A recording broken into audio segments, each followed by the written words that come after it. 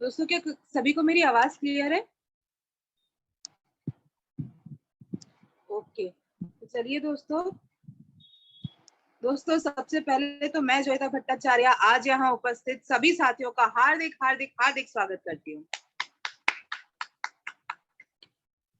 दोस्तों मेरी सभी साथियों से निवेदन है कि अगर कोई दिक्कत ना हो तो सभी अपने वीडियोस ऑन कर ले, क्योंकि दोस्तों निस्संदेह आज की ट्रेनिंग सुपर से ऊपर होने वाली है। ये मेरा एक्सपीरियंस कहता है आज तक का कि दोस्तों आज जो ट्रेनिंग हमें यहाँ पे मिलने वाली है दोस्तों, वो एक ऐसे जबरदस्त शख्सियत से मिलने वाली है कि दोस्तों अगर अपन उसको सीरियसली बैठ के इस ट्रेनिंग को लेते हैं दोस्तों, कोई कारण नहीं बनता कि आज हम इस ट्रेनिंग के बाद सेफ जॉब पे अपने वाय और अपने सफलता की रीजन को खोज के ना मिल पाए। तो दोस्तों मैं चाहूंगी कि अगर प्रॉब्लम नहीं है तो अपने वीडियोस ऑन करके बैठिए।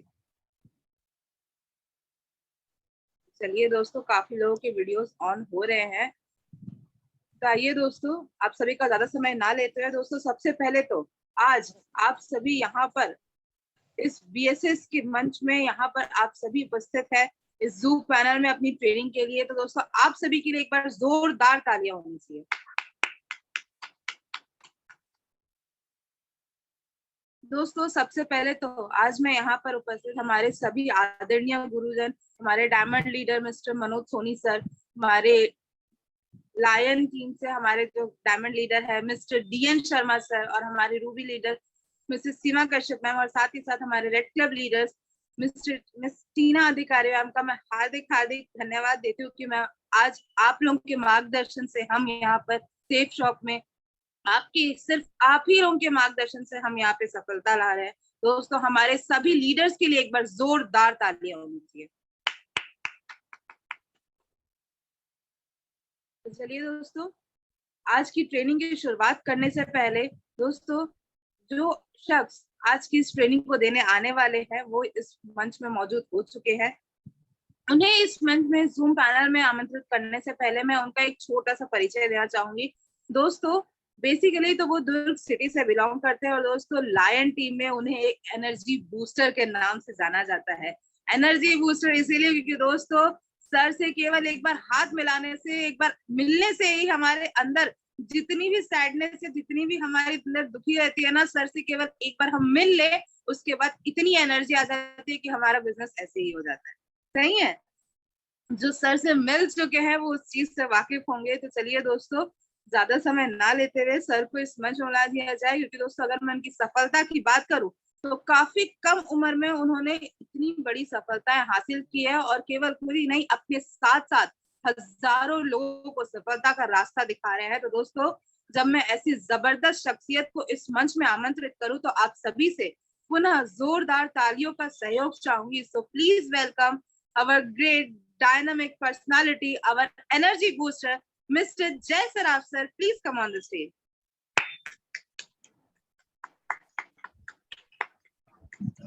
दोस्तों नमस्कार, क्या बात है।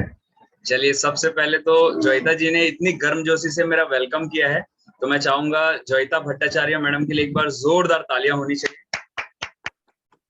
Thank you very much. और साथियों आप सभी इस मॉर्निंग सेशन में, आज की इस जूम मॉर्निंग सेशन में आप सभी ने अपने बहुमूल्य समय निकाल करके और अपने आप को बेड से उठा करके बिल्कुल रेडी होकर के समय पे उपस्थित हुए हैं सेशन को लेने के लिए। तो मैं चाहूंगा आप सभी साथियों के लिए भी एक जोरदार तालियां बनती है। दोस्तों आज की सेशन की शुरुआत करने से पहले सबसे पहले परमपिता परमेश्वर को बहुत बहुत धन्यवाद कि उन्होंने हमें स्वस्थ रखा है, मस्त रखा है और जबरदस्त रखा है। और साथ ही साथ मैं हमारे सभी आदरणीय गुरुओं को प्रणाम करता हूं इस पैनल से और उनका आशीर्वाद लेते हुए आज की सेशन का शुभारंभ करता हूं। कहीं ना कहीं दोस्तों हमारे ये सीनियर्स का ही आइडिया है कि हम एक मॉर्निंग सेशन इस तरह से जूम के माध्यम से मिल सके, क्योंकि हमारा जो बिजनेस है ना वो वर्ल्ड वाइड है। हाँ या ना, हर शहरों में, हर राज्यों में हमारे दोस्त हैं और हर व्यक्ति तक फिजिकली पहुंच पाना मुश्किल होता है, लेकिन हम एक जूम के माध्यम से, हमारे सीनियर्स का ही आइडिया है कि जूम के माध्यम से हम हर एक व्यक्ति तक घर बैठे पहुंच सकते हैं और अपने नॉलेज को और अपनी बातों को शेयर कर सकते हैं। सही है, तो मैं चाहूंगा हमारे सभी आदरणीय गुरुओं के लिए एक बार जोरदार तालियां होनी चाहिए। तो दोस्तों आज की सेशन की शुरुआत, क्योंकि टीम लॉयन से बिलोंग करता हूं, सही है, और बिना शेरो शायरी के तो मजा नहीं आएगा। सही है ना, तो शुरुआत करते हैं दोस्तों। तो मैं एक बहुत अच्छी प्यारी सी लाइन बोलना चाहूंगा, सुनना पसंद करेंगे?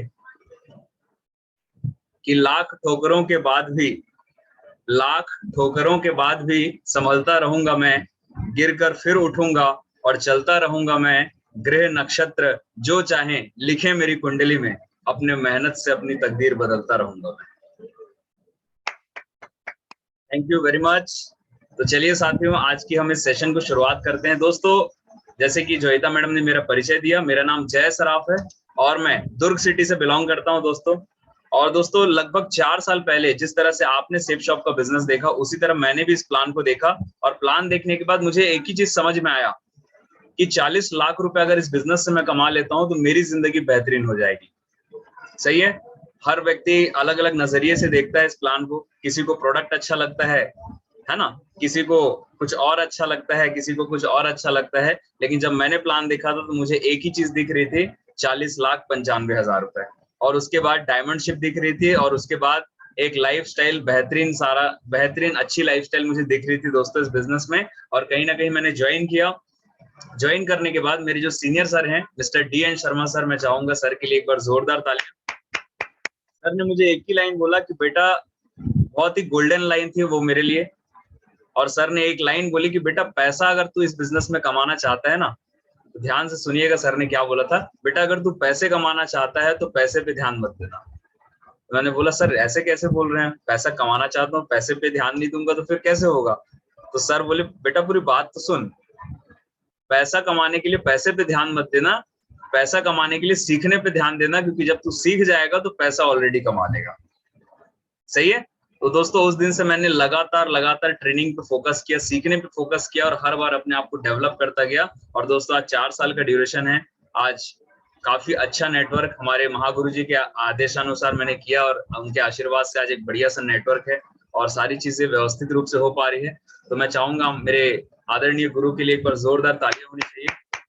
आज जो भी बताऊंगा दोस्तों, वो कुछ अलग नहीं रहेगा। इस सेशन इस बिजनेस से रिलेटेड ही रहेगा, जो 4 साल की ड्यूरेशन में मैंने सीखा है। सही है। तो चलिए साथियों, बिना देर किए हुए हम सेशन की ओर बढ़ते हैं।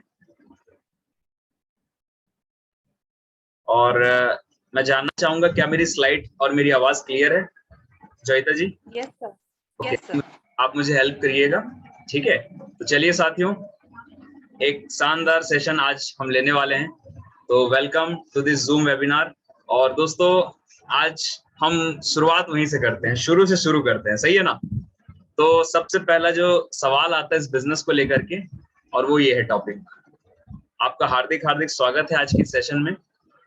और सबसे पहले मैं चाहूंगा हमारे दोनों डायनेमिक पर्सनालिटीज के लिए एक बार जोरदार तालियां। Diamond leader mister DN Sharma sir and Ruby leader missus Seema Kashyap madam के लिए जोरदार तालियां होनी चाहिए दोस्तों। और मैं अब हमारे दोनों आदरणीय गुरुओं के आशीर्वाद से आज की सेशन को मैं शुरुआत करता हूं। तो चलिए साथियों, हम शुरुआत करते हैं, आगे बढ़ते हैं।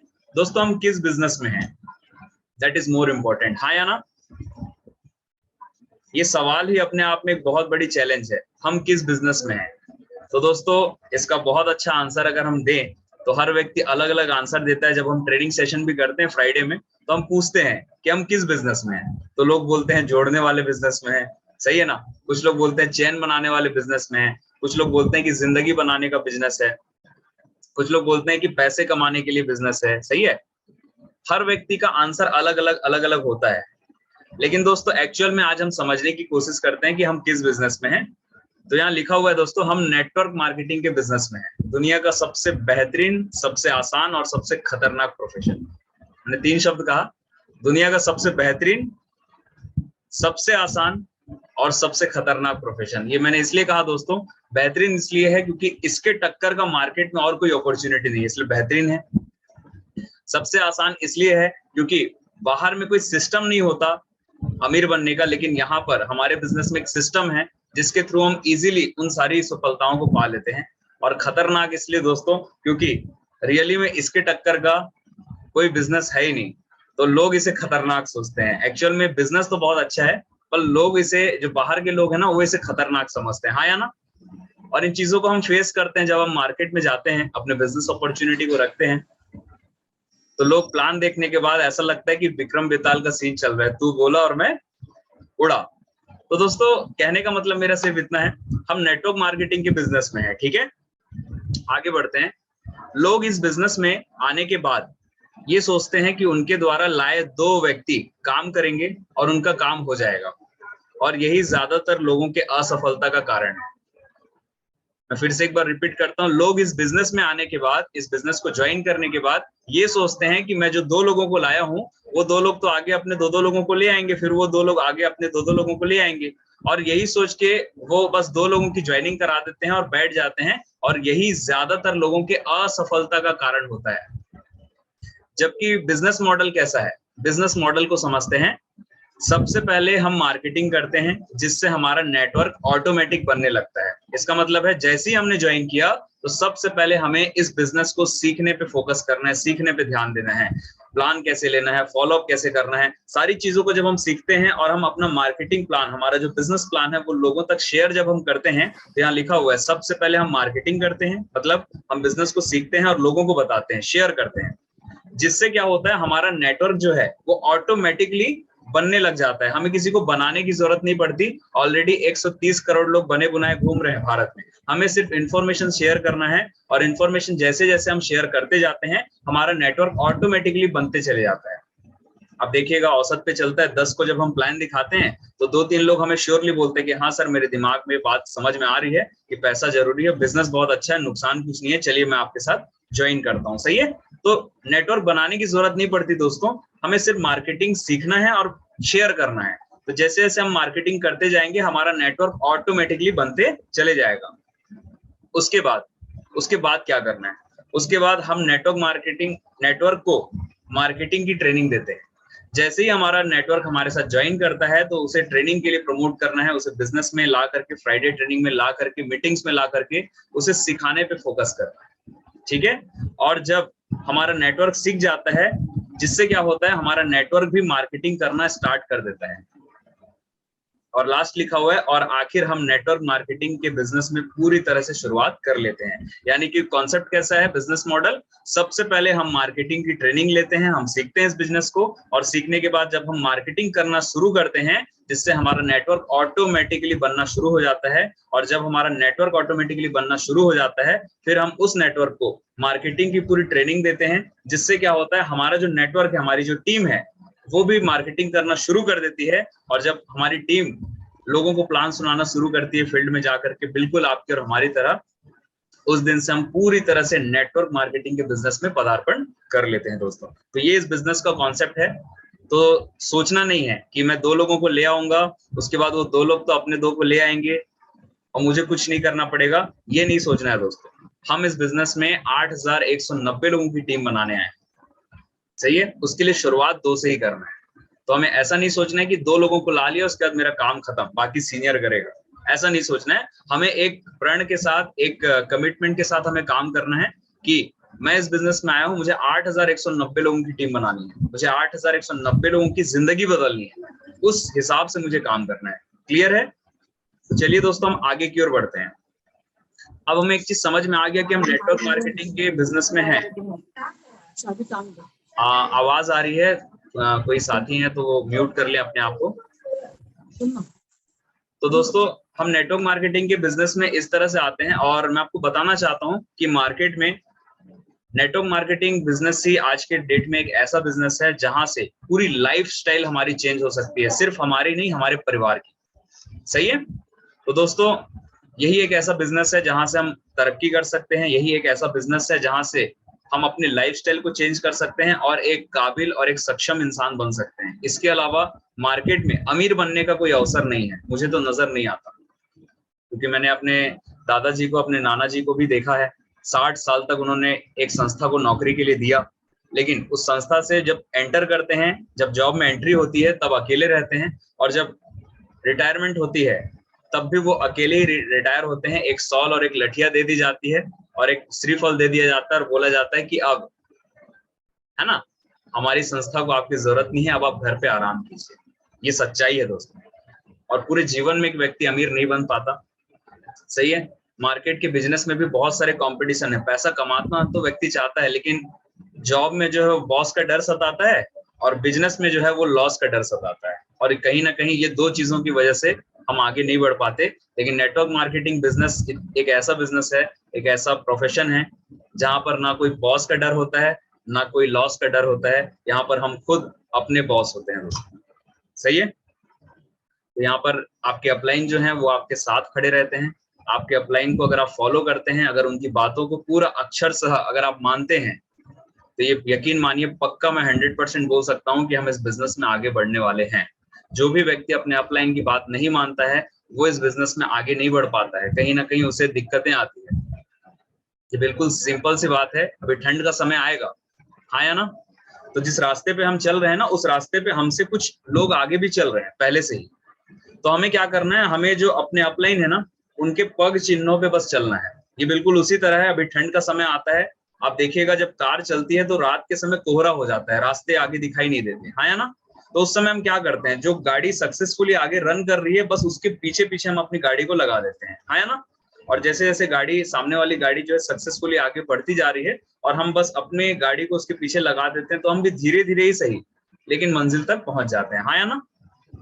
सेम इस बिजनेस में भी है, हमें अपने अपलाइन के पीछे पीछे पीछे पीछे बस चलना है। जैसे जैसे हमारा अपलाइन कर रहा है एक्टिविटी देखिए, वैसे वैसे करना शुरू कीजिए और वैसे वैसे करते चले जाएंगे। तो जहां जहां हमारे अपलाइन पहुंच रहे हैं हम भी उस दिशा में आगे बढ़ते चले जाएंगे और सफलता ले लेंगे, सही है। तो चलिए दोस्तों, मुझे पक्का यकीन है कि यहाँ तक क्लियर हो चुका होगा कि नेटवर्क मार्केटिंग का जो बिजनेस मॉडल है वो कैसे होता है। मैं दोबारा से रिपीट कर देता हूँ। सबसे पहले हम सीखेंगे, मार्केटिंग प्लान लोगों को शेयर करेंगे, नेटवर्क ऑटोमेटिक बनने लगेगा। जब नेटवर्क बनने लगेगा उनको भी ट्रेनिंग देंगे, और जब नेटवर्क हमारा ट्रेनिंग लेके वो भी मार्केटिंग करेगा तो हमारा बिजनेस सक्सेसफुली रन करता है। आगे बढ़ते हैं, कुछ टॉपिक्स हैं दोस्तों। हमारे बिजनेस का एक बहुत ही शानदार स्लोगन है, विश्वास में ही सफलता है, राइट। और ये बहुत सटीक है दोस्तों, क्योंकि रियल में हमारे बिजनेस को वही व्यक्ति आगे बढ़ पाता है, वही व्यक्ति डायमंड बन पाता है जिसके मन में एक पक्का विश्वास होता है कि मैं इस बिजनेस में सफल होने के लिए आया हूँ, ये बिजनेस मेरे लिए ही बना है और मैं इस बिजनेस के लिए बना हूँ। जो पूरे दृढ़ विश्वास के साथ आता है दोस्तों, जो पूरे पक्के विश्वास के साथ आता है वही इस बिजनेस में सफलता हासिल करता है।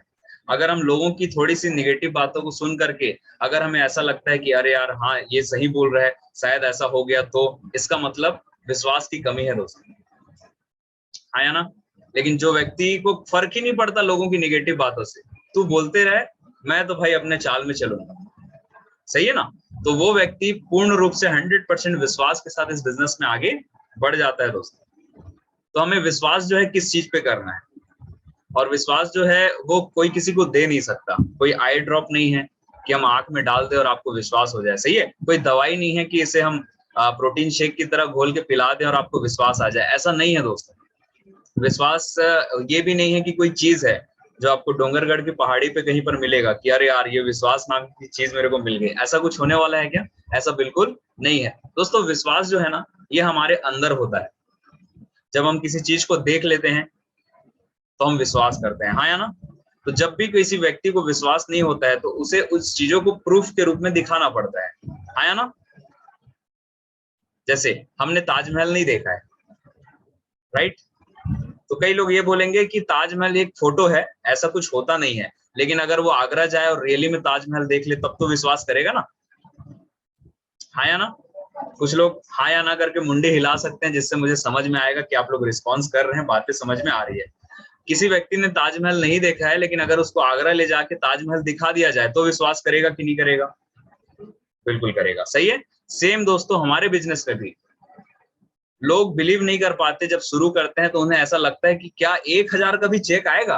क्या ऐसा होता है कि लोग ज्वाइन करते हैं और पैसा आता है?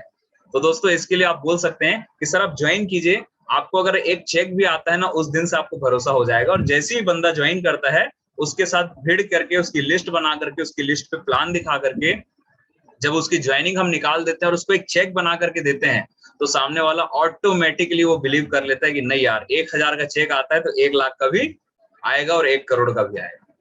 तो ये कब होता है दोस्तों? जब हमें विश्वास हो, जब मुझे पूर्ण रूप से विश्वास है कि मेरी कंपनी बेस्ट है, सारी चीज बेस्ट है, तो मैं लोगों को विश्वास दे पाऊंगा। लेकिन मैं खुद ही विश्वास नहीं कर रहा हूं तो मैं लोगों को कैसे विश्वास दे रहा हूँ, हाँ या ना।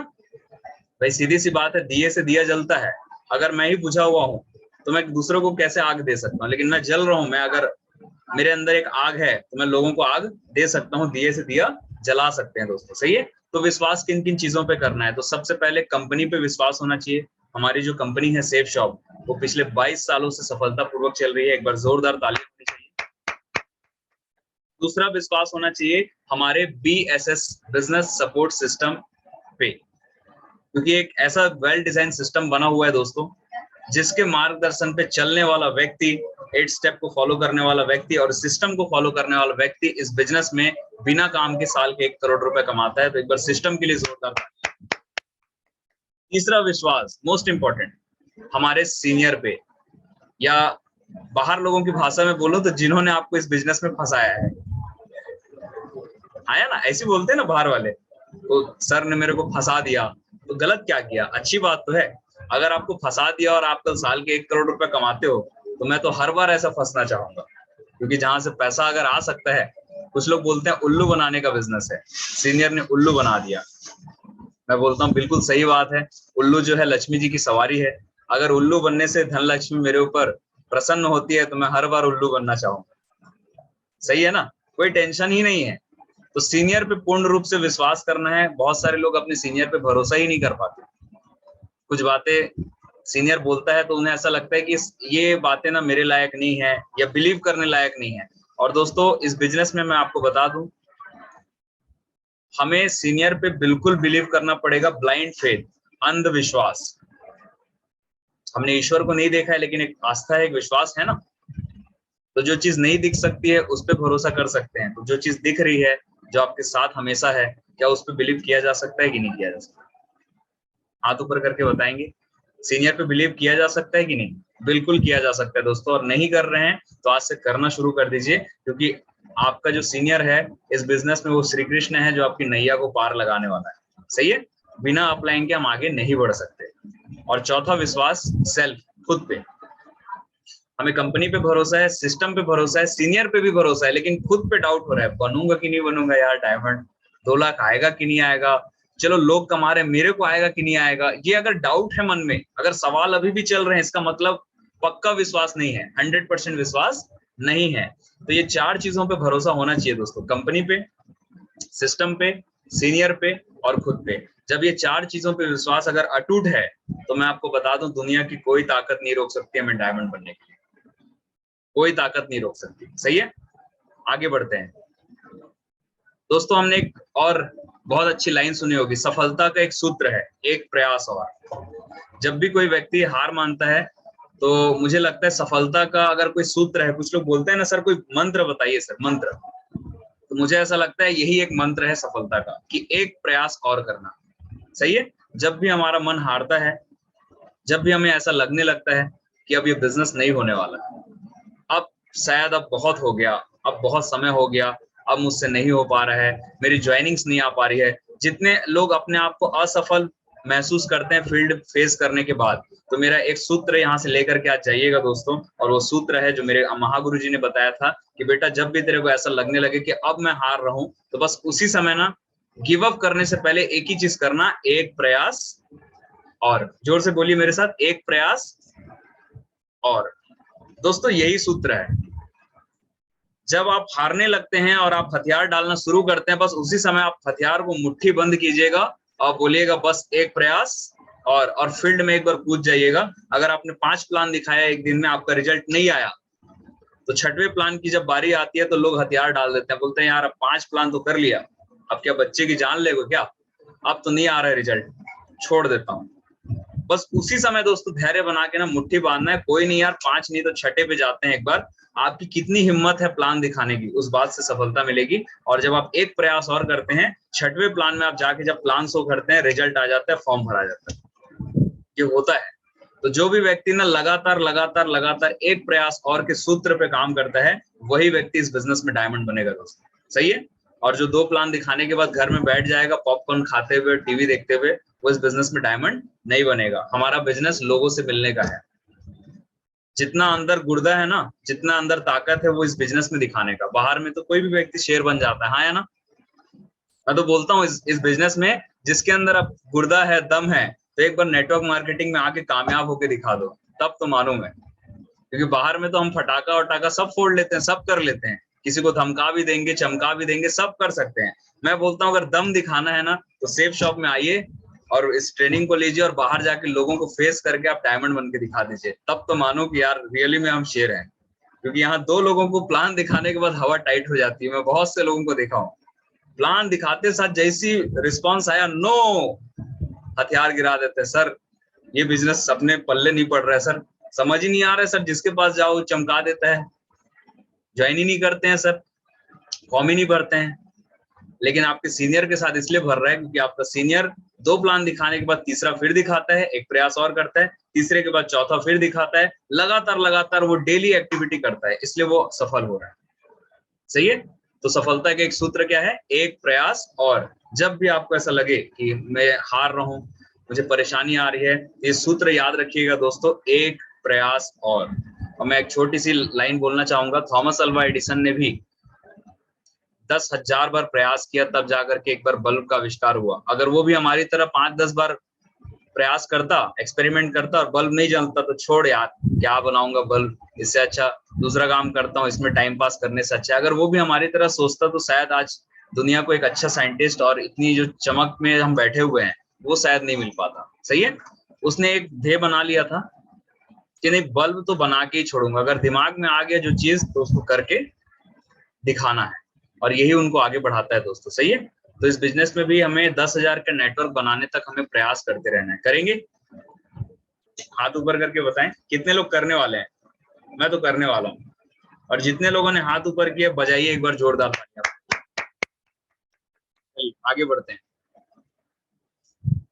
जिंदगी आपकी, फैसला आपका, ये हम ट्रेनिंग में भी सुनते हैं, प्लान में भी सुनते हैं। सही है? Your life your choice.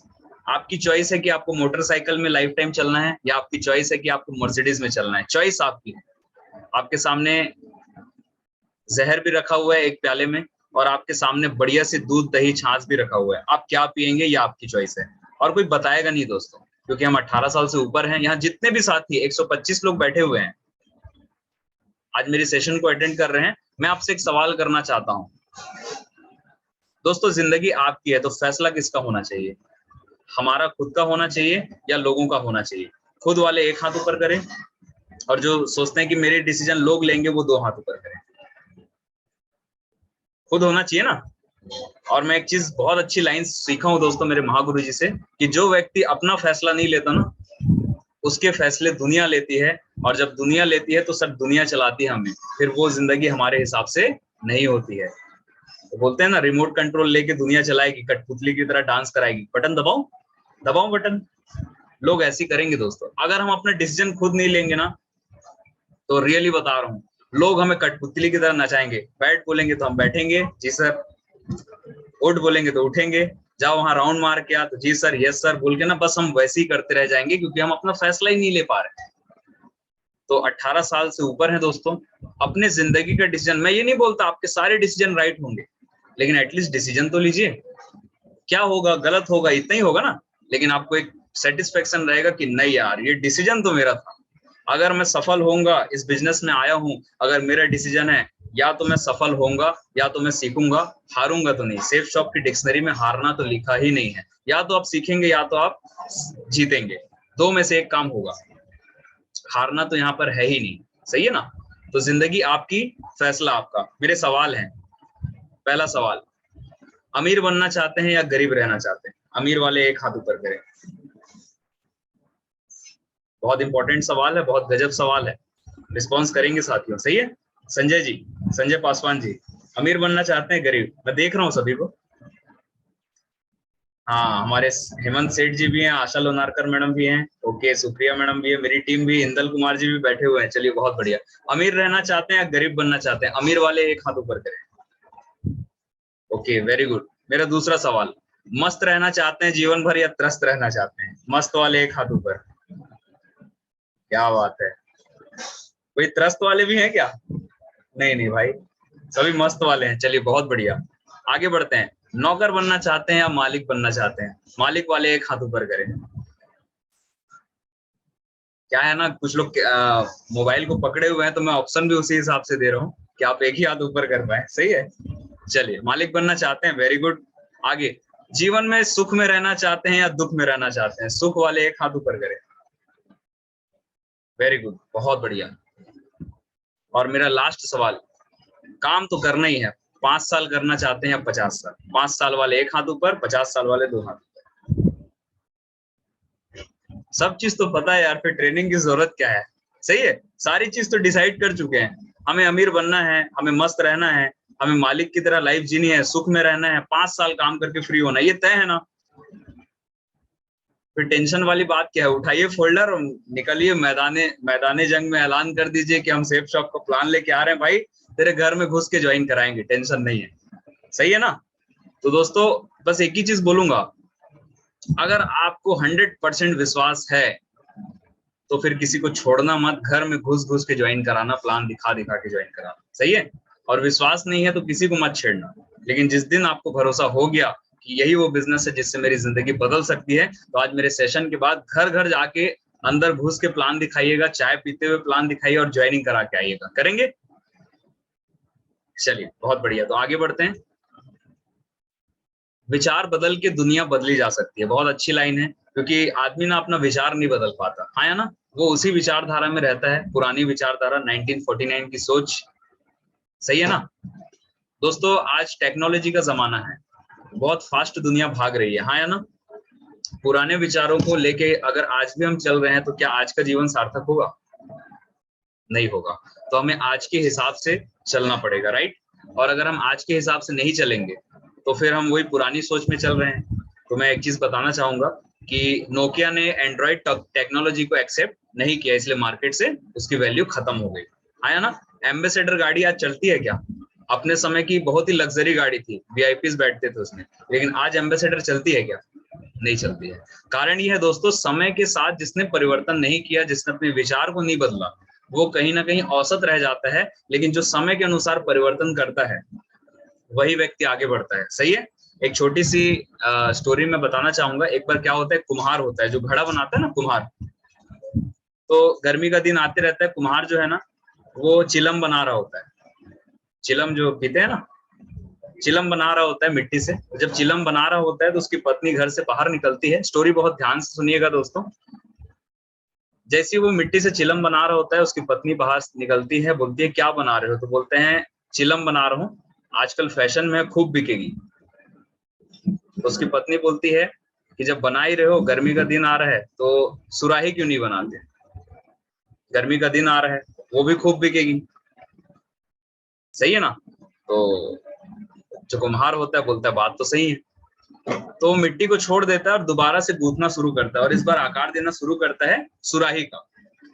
अब जैसे ही आकार देना शुरू करता है तो मिट्टी में से आवाज आती है कि ये क्या कर रहा है, पहले तो कुछ और बना रहा था, अभी कुछ और बना रहा है।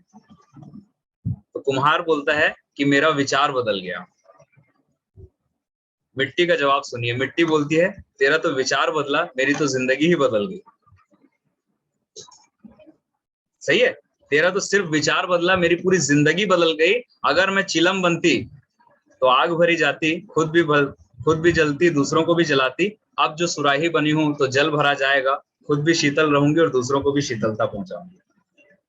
सही है? तो इससे एक चीज समझ में आता है, एक विचार बदल के पूरी जिंदगी, पूरी दुनिया बदली जा सकती है दोस्तों। अगर उसको चिलम बनाता तो बिकता तो, लेकिन लोगों को सिर्फ हानि ही पहुंचाता, लोगों को सिर्फ प्रॉब्लम ही पहुंचाता। लेकिन अब सुराही बन गया तो घर घर जाएगा, हर घर में उसे लेंगे, पानी भरा जाएगा, खुद भी ठंडा रहेगा और लोगों को भी ठंडक पहुंचाएगा, प्यास बुझाएगा, हाँ या ना?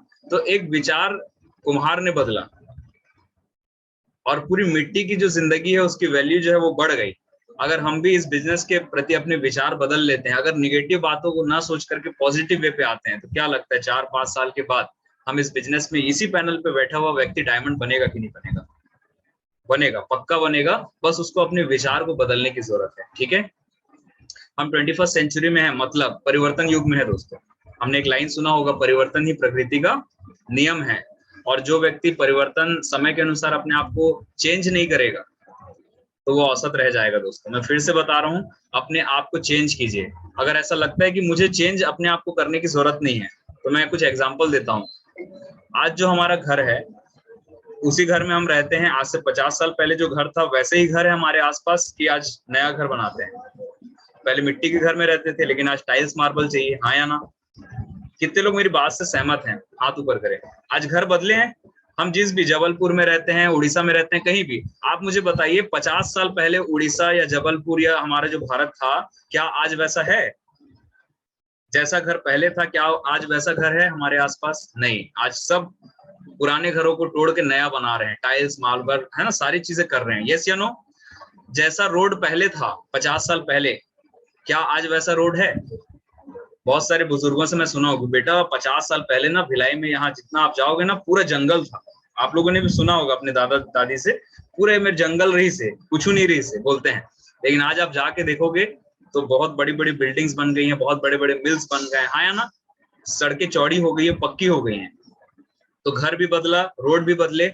जिस कपड़े को हम पहले 50 साल पहले पहनते थे हमारे जो बुजुर्ग, क्या वैसे कपड़े आज हम पहनते हैं या चेंज किए हैं? चेंज किए हैं ना। जैसा खाना हम पहले खाते थे, क्या वैसे ही आज खाना खाते हैं कि बहुत अच्छे अच्छे मिष्ठान आ गए, बहुत अच्छे अच्छे खाने आ गए? आए हैं ना आज बहुत सारे, कुछ लोग मोमोज खाते हैं सही है ना? तो खाने में भी वैरायटी बढ़ गई है, मतलब चेंजेस आया। जैसी लाइफस्टाइल हम पहले जीते थे, क्या जो वैसे ही जीते हैं? नहीं जीते, आया ना? यानी सब चीजों में चेंजेस आ रहे हैं, तो हम अपने विचारों को भी चेंज करना पड़ेगा दोस्तों। आगे बढ़ते हैं। अगर इनकम कम है और खर्चे ज्यादा हैं, तो खर्चे को कम नहीं करके इनकम को बढ़ाने में फोकस करना चाहिए। ये बहुत अच्छी लाइन है, आप चाहें तो लिख सकते हैं। अगर हमारी इनकम कम है और खर्चे ज्यादा हैं, तो खर्चों को कम करके इनकम को बढ़ाने के बारे में फोकस करना चाहिए। इससे क्या समझ में आता है दोस्तों? इससे एक चीज समझ में आता है, बहुत सारे लोग इनकम नहीं बढ़ा के ना खर्चे को कम करने की कोशिश कर रहे हैं, क्योंकि इनकम बढ़ाऊंगा तो फिर कुछ करना पड़ेगा, सही है ना? कुछ करना पड़ेगा, फिर जाके वही प्लान दिखाना पड़ेगा, वही चार झापड़ खाना ही है, वही ना सुनना ही है, तो इससे अच्छा प्लान क्यों दिखावे, आया ना? तो अपन क्या करते हैं, जितना कमाते हैं ना, तो अपने खर्चे को ना कमाई के हिसाब से ले आते हैं, बोलते हैं यार फिर लाइफ तो सेट है यार, बढ़िया है, यही सोचते हैं हम। एक्चुअल में मैं बस ये बोलना चाह रहा हूँ कि हमें अपने खर्चे को कम करने की जरूरत नहीं।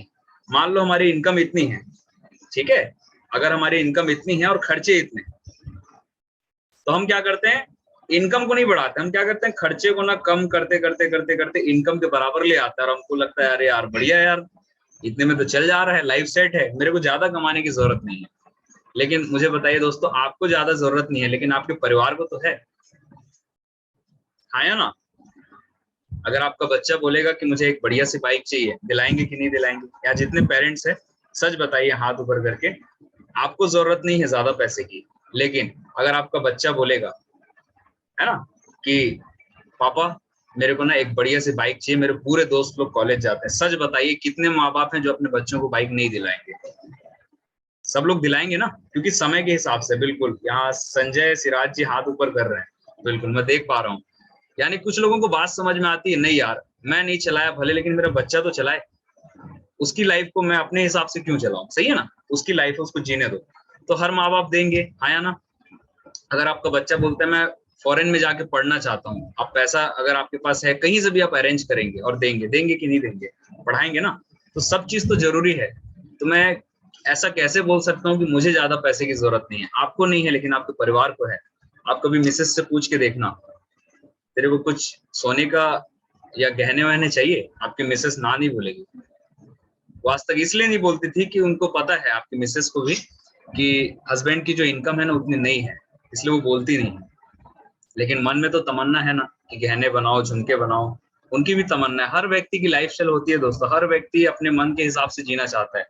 मैं बस ये बोलना चाह रहा हूँ, एक बार सेफ शॉप को दम लगा करके 5 साल आंख मूंद करके काम कर लीजिए, एक बार इनकम बढ़ा लीजिए, उसके बाद आपकी राजशाही तिलक होगी यहाँ पर, और यहाँ से जो भी लाइफ आप जीना चाहते हैं वो सारी लाइफस्टाइल हम मेंटेन कर सकते हैं दोस्तों। इस बिजनेस में वो पावर है, हमें बस पावर समझने की जरूरत है। जो भी व्यक्ति आज की डेट में सेफ शॉप को हल्के में ले रहा है कि चल ना यार कर लेंगे ना, कौन सा बहुत जरूरी है डायमंड बनना, आराम से बन जाएंगे, ये जो व्यक्ति सोच रख रहा है ना, मैं रियली बता रहा हूँ वो पीछे रह जाएगा। अरे भाई पैसे कमाने का एकदम शानदार प्लेटफॉर्म आया है, तुरंत से तुरंत करना है, जल्दी जल्दी सीखना है, फटाफट टीम में सिखाना है, 50 साल नहीं करना है, 5 साल में रिटायर होना है। जल्दी जल्दी इस बिजनेस को सीखिए, जल्दी जल्दी अपने नेटवर्क को डुप्लीकेट कीजिए, सिखाइए, और फटाफट से नेटवर्क को ना सेल्फ डिपेंड बनाइए। डिपेंड रहेंगे तो व्यक्ति आगे नहीं बढ़ पाएगा। फटाफट से सीखना पड़ेगा। कितने लोग सीखने में फोकस करते हैं दोस्तों? हाथ ऊपर करेंगे। मैं तो करता हूँ, मैं हर ट्रेनिंग में जाता हूँ, मेरे सीनियर मुझे बुलाएं ना बुलाएं, प्रमोशन करें ना, मेरी जवाबदारी है भाई, मैं ट्रेनिंग में ज्वाइन किया हूँ ना, मेरे को जाना है। ठीक है, तो ये कमिटमेंट के साथ हमें काम करना है। आगे बढ़ते हैं।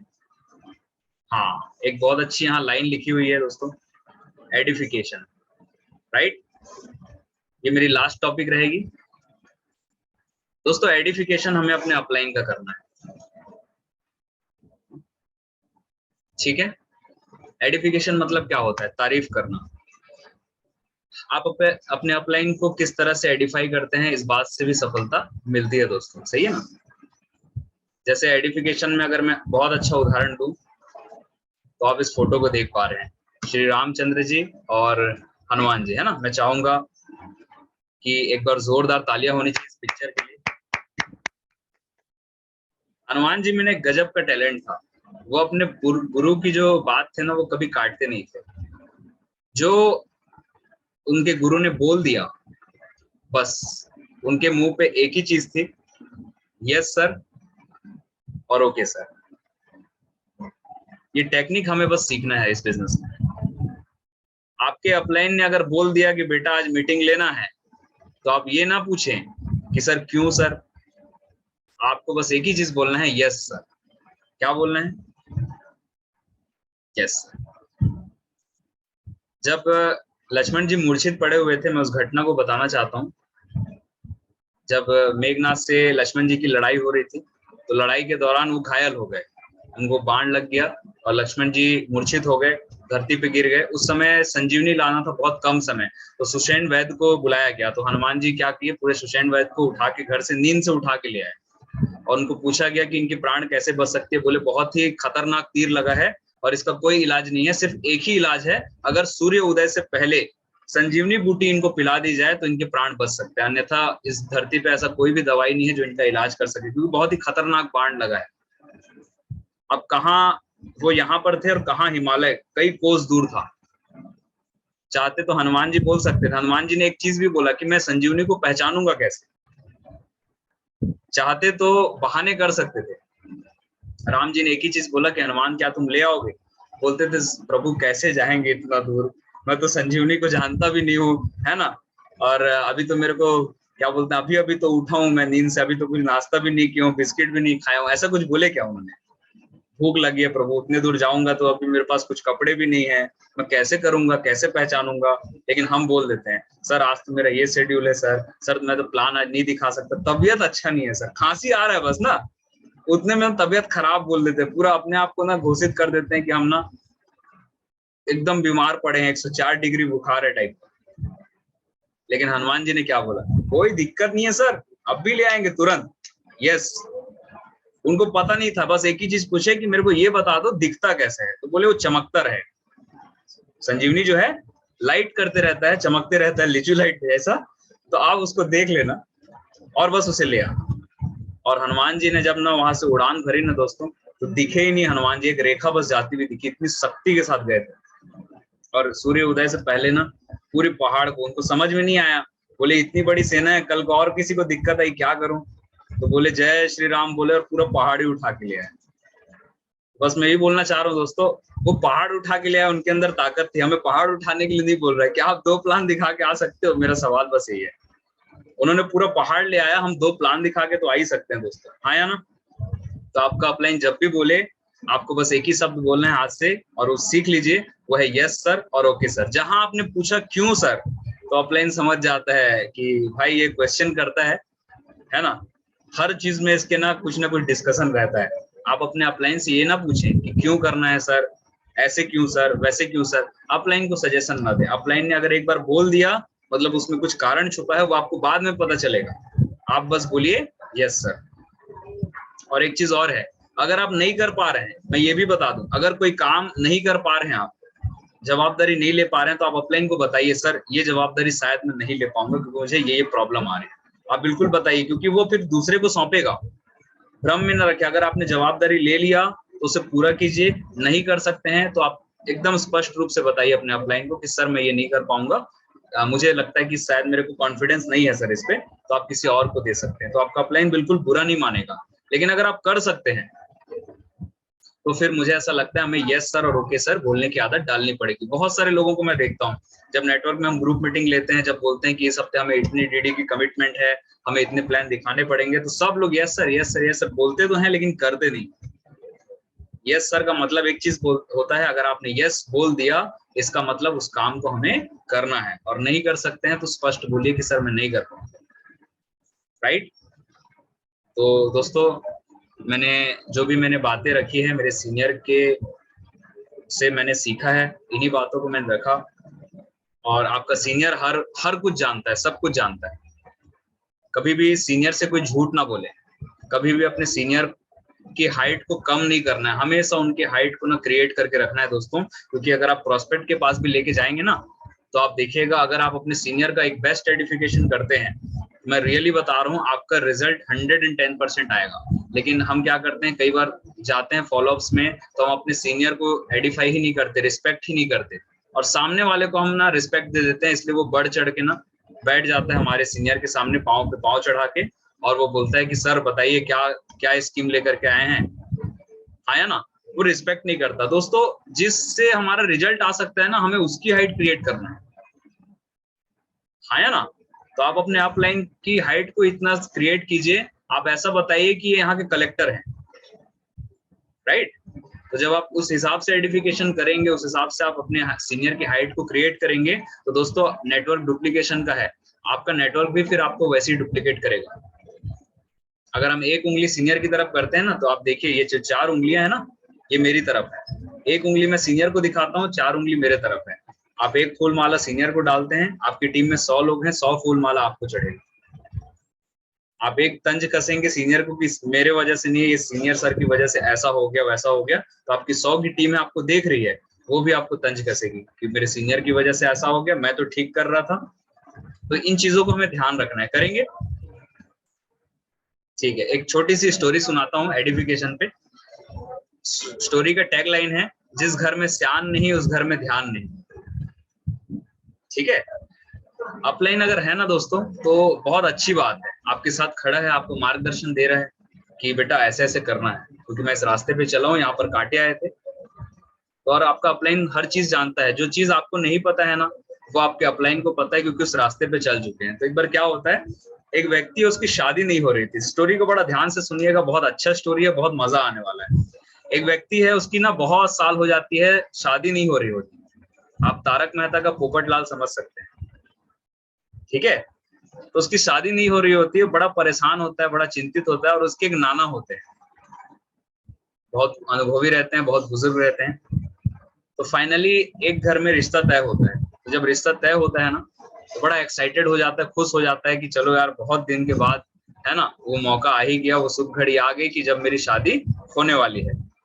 तो जब लड़की का पिता बोलता है कि शादी ना एक ही शर्त पे होगी, बोलता है मेरी कोई शर्त नहीं है, सब चीजें, हमें लड़का पसंद है ना, मेरी बेटी को बेटा पसंद है, लड़का पसंद है, और हमें भी लड़का पसंद है। उनके माँ बाप ने सारी चीज बता देती है, सब तय हो जाता है, बस एक ही शर्त रखता है लड़की का पिता, कि बोलते हैं आप जब बारात लेके आओगे ना, तो बारात में सब लोग यंग होने चाहिए, कोई बुजुर्ग ना है। ये कौन रखता है शर्त? लड़की का पिता। अब लड़का परेशान हो जाता है, बोले सबको लेके जाऊंगा, मेरे एक नाना जी हैं यार, बुजुर्ग हैं, और बिना, हमारे यहाँ तो बिना बुजुर्ग के शादी नहीं होती है, अब कैसे करूं।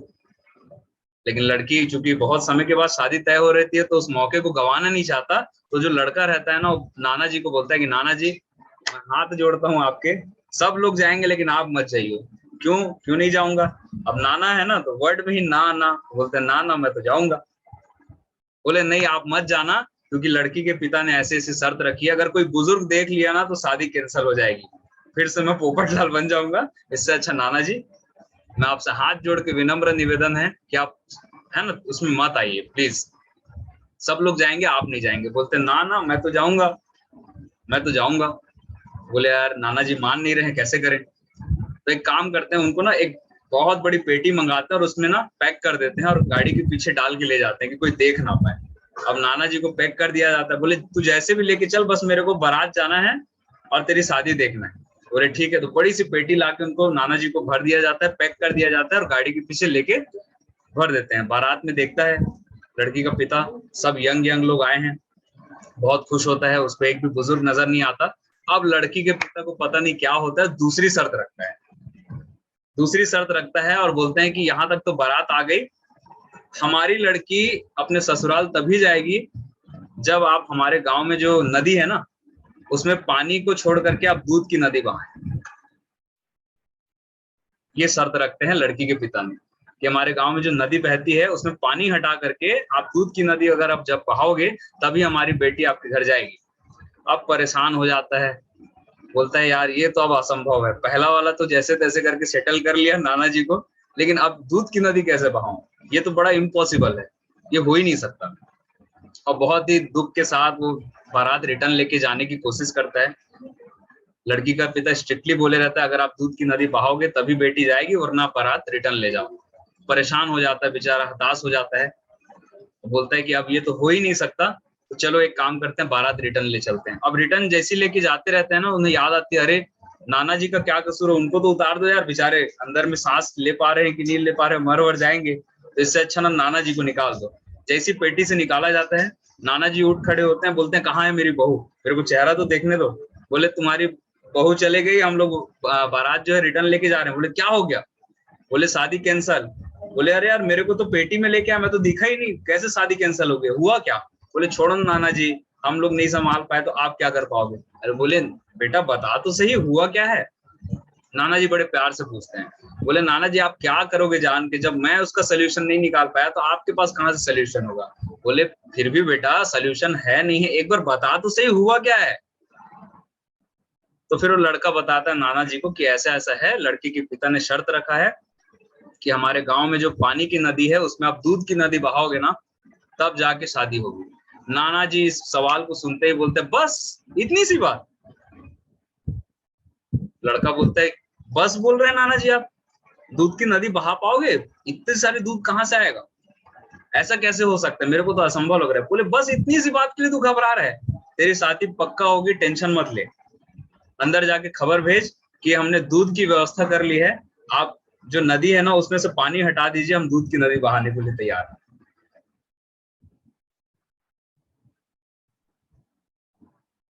ताली बज रही है, इसको मतलब बात समझ में आ रही है, हाँ या ना।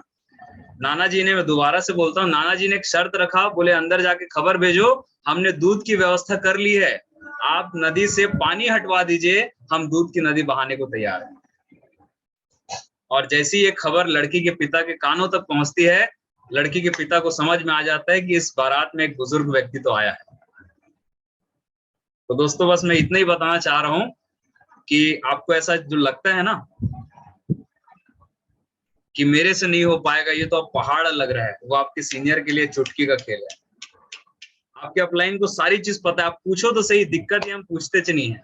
हमको ऐसा लगता है सर वो क्या है ना, मैं ना अब रेड क्लब बनने वाला हूँ सर, तो ना कार में ना बिना पूछे ले आया सर। क्यों ले आया? सरप्राइज देना था, तू पहले ही सरप्राइज हो जाएगा। सर मैं क्या है ना लोगों को ना चौंकाना चाहता था, सबसे पहले तू ही चौंकेगा। अरे अपलाइन से एक बार पूछ तो ले, दिक्कत क्या है? नहीं हम होशियार बन जाते हैं। अब है ना सर, अब क्या है ना मेरे को प्लान आ गया, अब तो मैं टोपाज बन गया हूँ ना, अब बस रेड क्लब, बस ज्यादा नहीं सर, 100-200 डीडी बस चाहिए, उसके बाद रेड क्लब बन जाऊंगा। अब क्या है ना सर मेरे को ज्यादा आ गया है। अरे भाई अपलाइन की जरूरत हर जगह पड़ेगी, हमें ऐसा जरूर लगता है कि अपलाइन की जरूरत नहीं है, लेकिन मैं बता रहा हूँ जहां आप रुकते हैं वहां से अपलाइन का खेल शुरू हो जाता है। सही है, मैं आपको रियली बता रहा हूँ दोस्तों, जीतने के बाद भी अपलाइन की जरूरत पड़ती है। अपने अपलाइन को पकड़ के रखिए और धन्यवाद कीजिए कि इस बिजनेस में आपके साथ एक सीनियर है जो आपको मार्गदर्शन देता है।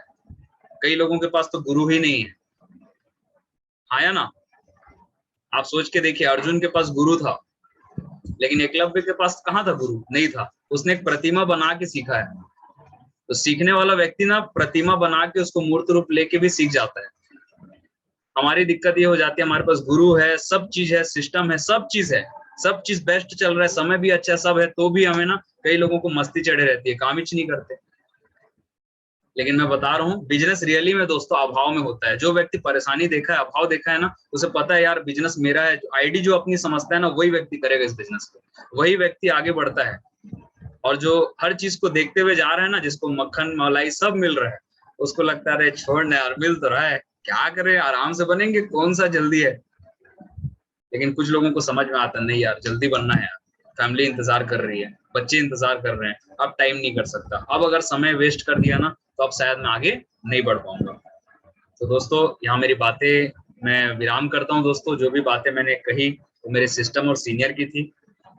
मुझे उम्मीद है जो भी टॉपिक्स मैंने रखा है उसे अगर हम 10% भी अमल करते हैं, क्योंकि ये सारी चीजें मैंने किया दोस्तों, मेरे अपलाइन ने मुझे बताया और आज मैं वही बातें आप सभी के समक्ष रखा हूँ।